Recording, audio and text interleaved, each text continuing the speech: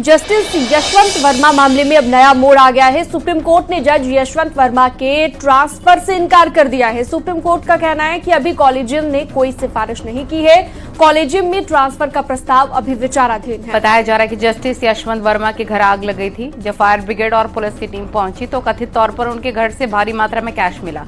इसके बाद उनके इलाहाबाद हाईकोर्ट में ट्रांसफर करने की खबर आई थी, जिसे सुप्रीम कोर्ट ने अफवाह बताया है। देखिए रिपोर्ट।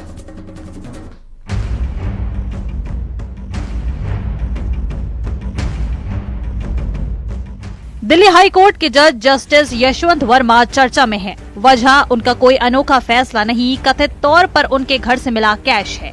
बताया जा रहा है कि जस्टिस यशवंत वर्मा के घर आग लगी थी। जब फायर ब्रिगेड और पुलिस की टीम आग बुझाने पहुंची तो उनके घर से भारी मात्रा में कैश मिला। आग लगने की घटना 14 मार्च की है। जिस वक्त आग लगी उस वक्त जस्टिस यशवंत वर्मा शहर से बाहर थे।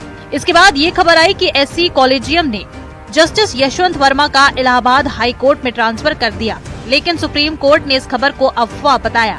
सुप्रीम कोर्ट ने कहा है कि अभी कॉलेजियम ने कोई सिफारिश नहीं की है।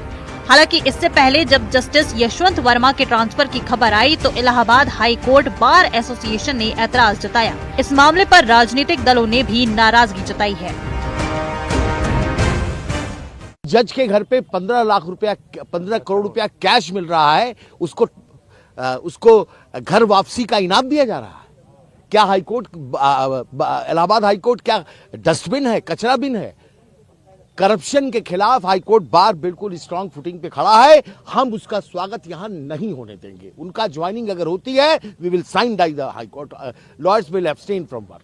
In the public space, if that is correct, it is indeed a very, very serious matter.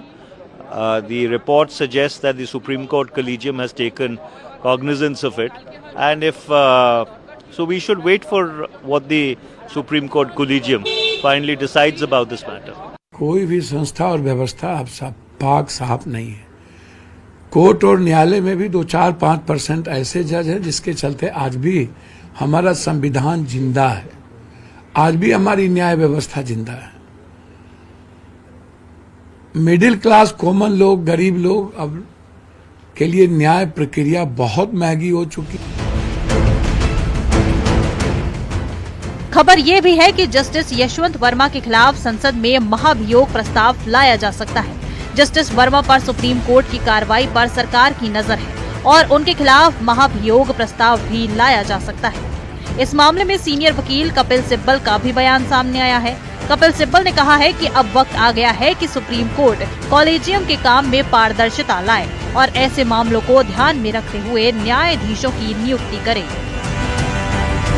It's time for the Supreme Court to start looking at issues of how the appointment process should take place.